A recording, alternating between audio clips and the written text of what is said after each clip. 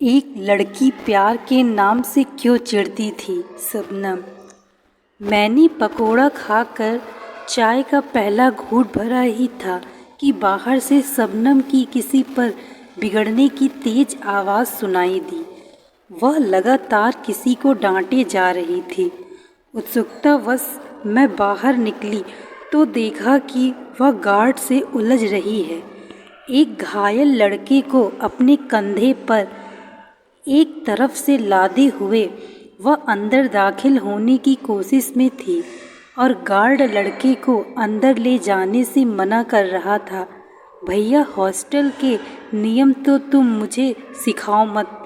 कोई सड़क पर मर रहा है तो क्या उसे मर जाने दूँ? क्या हॉस्टल प्रशासन आएगा उसे बचाने? नहीं ना। अरे, इंसानियत की तो बात ही छोड़ दो। यह बताओ, किस कानून में लिखा है कि एक घायल को हॉस्टल में लाकर दवा लगाना मना है? मैं इसे कमरे में तो ले जा नहीं रही, बाहर ग्राउंड में जो बेंच है उसी पर लेटाऊंगी। फिर तुम्हें क्या प्रॉब्लम हो रही है? लड़कियां अपने बॉयफ्रेंड को लेकर अंदर घुसती हैं तब तो तुमसे कुछ बोला नहीं जाता। शबनम झल्लाती हुई कह रही थी। गार्ड ने झेपते हुए दरवाज़ा खोल दिया और शबनम बड़बड़ाती हुई अंदर दाखिल हुई। उसने किसी तरह लड़के को बेंच पर लिटाया और ज़ोर से चीखी, अरे कोई है? बाजू, देख क्या रही है?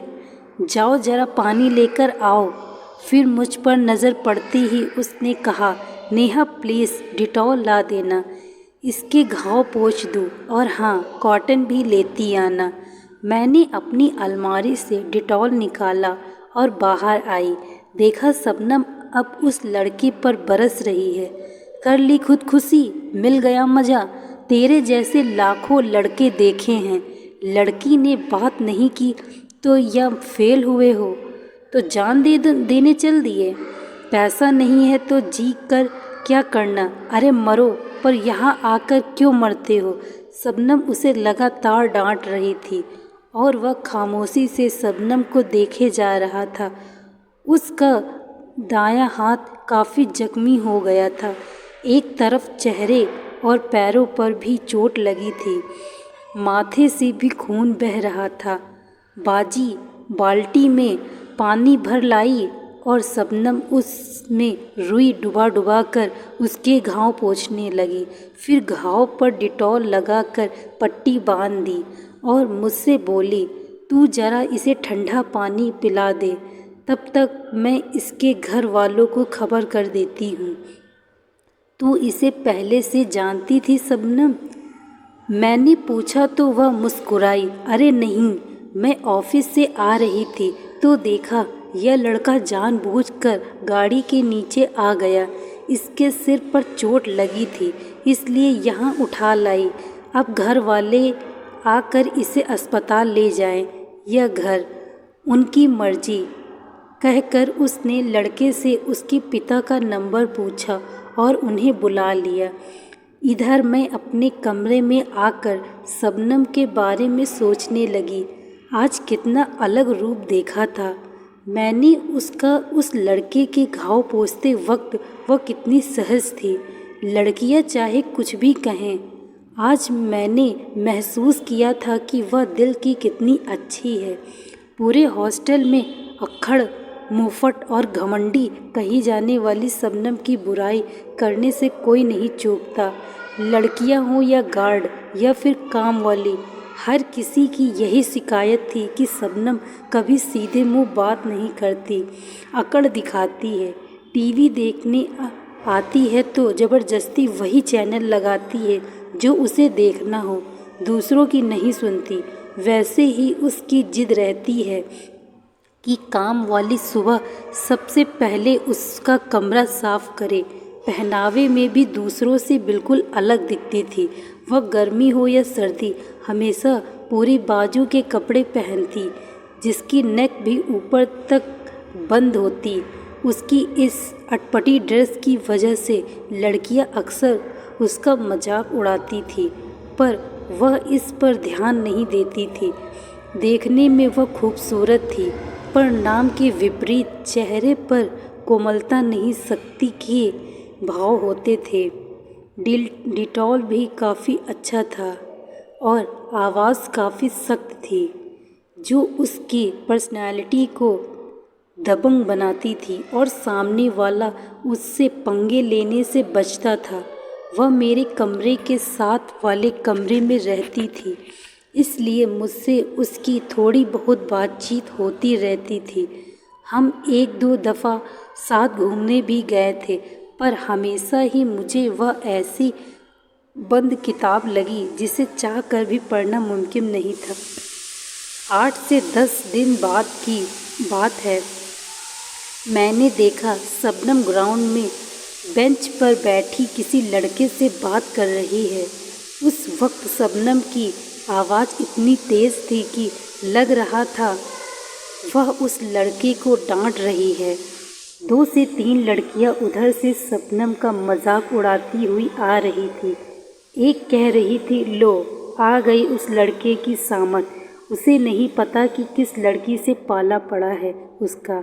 दूसरी ने कमेंट किया, लड़का कह रहा होगा मुझ पर करो या ना करो सितम। मैंने गौर से देखा, या तो वही लड़का था जिसकी उस दिन शबनम ने मरहम पट्टी की थी। लड़का अब काफ़ी हद तक ठीक हो चुका था, पर माथे और हाथ पर अभी भी पट्टी बंधी थी।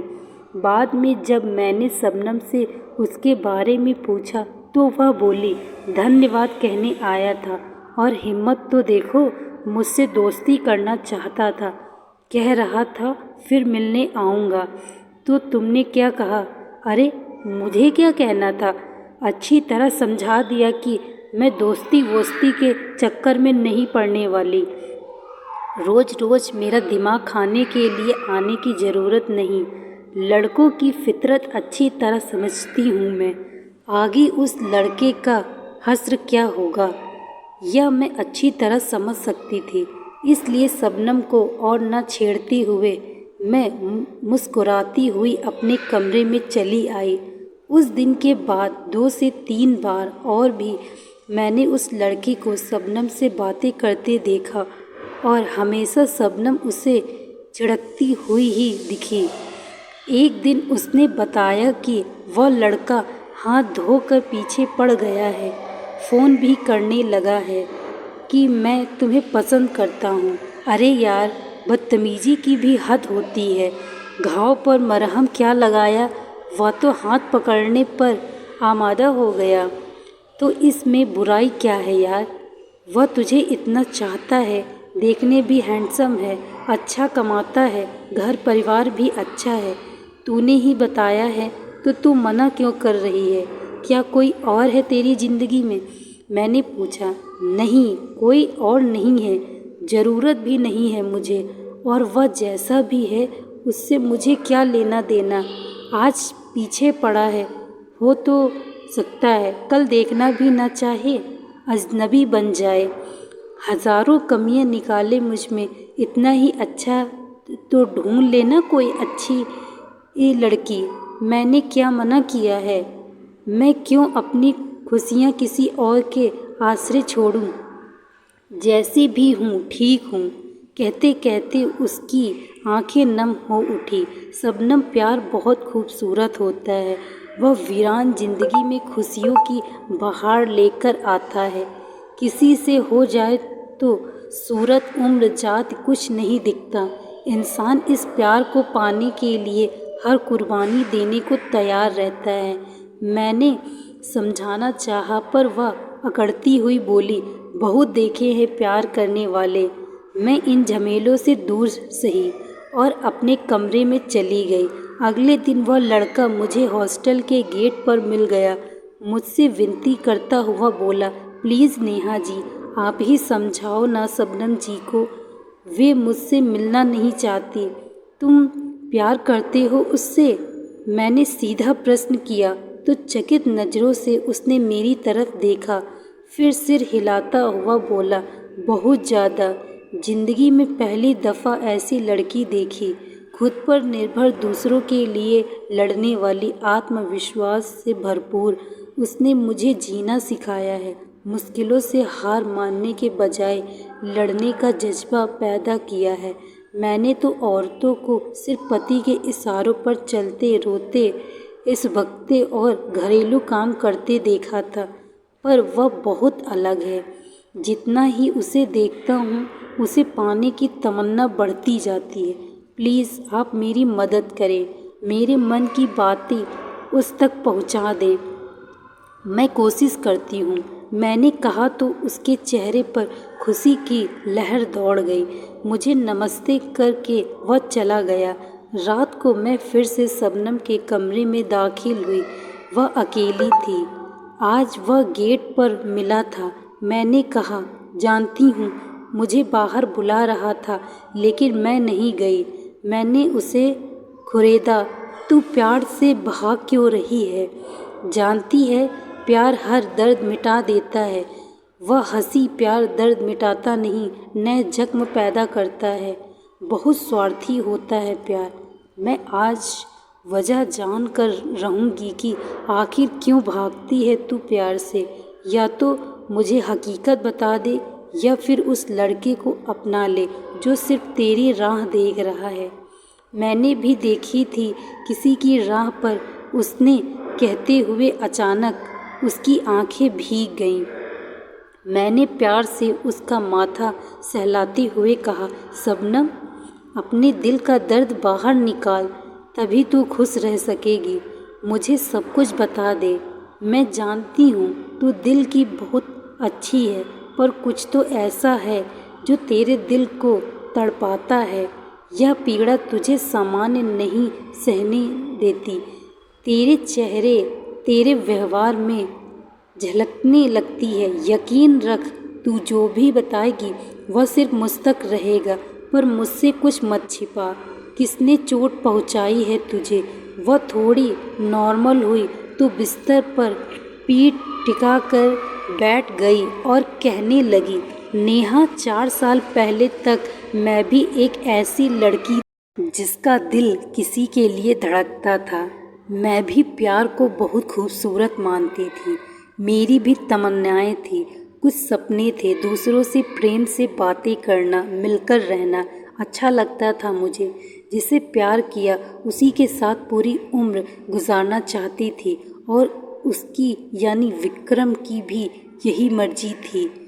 उससे मुझे हमेशा एतबार दिलाया था कि वह मुझे प्यार करता है, मेरे साथ घर बसाना चाहता है। हमारी जोड़ी कॉलेज में भी मशहूर थी, पर वक्त की चोट ने उसकी असलियत मेरे सामने ला कर रख दी। एक दिन मैंने देखा कि मेरी बाह और पीठ पर सफ़ेद निशान हो गए हैं। मैं घबरा गई, डॉक्टरों के चक्कर लगाने लगी, पर दाग बढ़ते ही गए। जब मैंने यह राज विक्रम के आगे खोला तो उसके चेहरे के भाव ही बदल गए, और 2 से 4 दिनों के अंदर ही उसका व्यवहार भी बदलने लगा। अब वह मुझसे दूर रहने की कोशिश करता।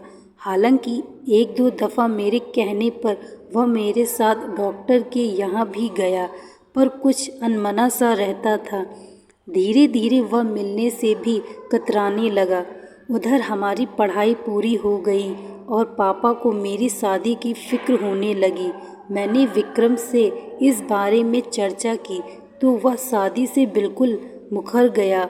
मैं तड़प उठी, उसके आगे रोई, गिड़गिड़ाई, पर सिर्फ इस सफ़ेद दाग की वजह से वह मुझसे जुड़ने को तैयार नहीं हुआ। कहते हुए उसने अपने कुर्ते की बाजू ऊपर उठाई। उसकी बाँह पर कई जगह सफ़ेद दाग थे। शून्य की तरह देखते हुए वह बोली, मैं आज भी उसे भुला नहीं सकी, पर कहाँ जानती थी कि उसका प्यार सिर्फ मेरे शरीर से जुड़ा था। शरीर में दोष उत्पन्न हुआ तो उसने राहें बदल ली, किसी और से शादी कर ली। तभी मैंने समझा कितना स्वार्थी, कितना संकीर्ण होता है यह प्यार।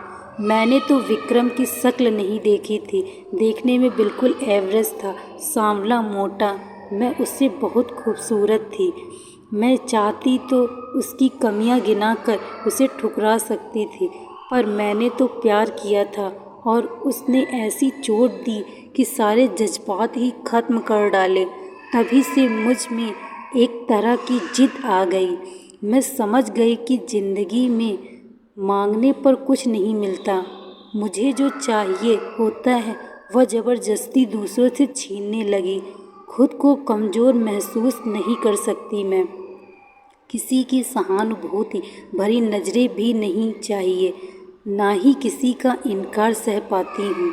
यही जिद मेरे व्यवहार में नज़र आने लगा है और शायद यही वजह है कि मैं 35 की हो गई पर शादी के नाम से दूर भागती हूँ। यह सब बहुत ही स्वाभाविक है शबनम, पर सच तो यह है कि विक्रम का प्यार मैच्योर नहीं था। वह दिल से तुझसे जुड़ ही नहीं सका था, इसलिए तुम्हारे रिश्ते का धागा बहुत कमज़ोर था। वह हल्की सी चोट भी सह नहीं सका। पर अर्पण की आंखों में देखा है मैंने, वाकई उसके दिल में सिर्फ तुम हो, क्योंकि उसने सूरत देखकर नहीं, तुम्हारे गुण देखकर तुम्हें चाहा है।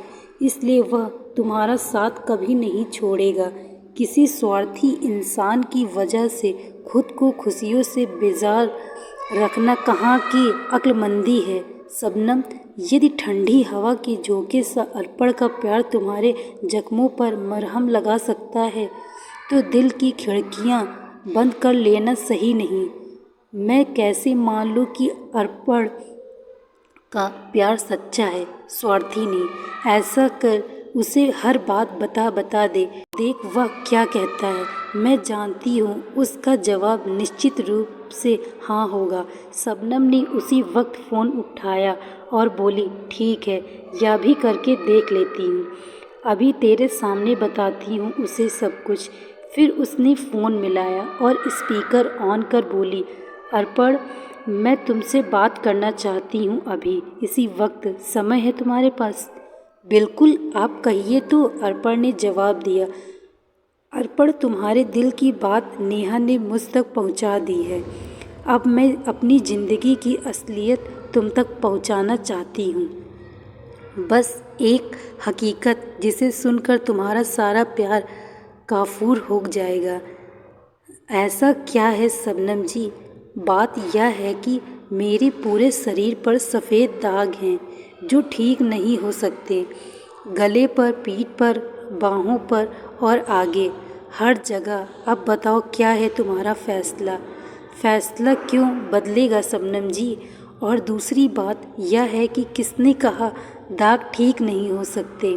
मेरे अंकल डॉक्टर हैं, उन्हें दिखाएंगे हम। वक्त लगता है पर ऐसे दाग ठीक हो जाते हैं।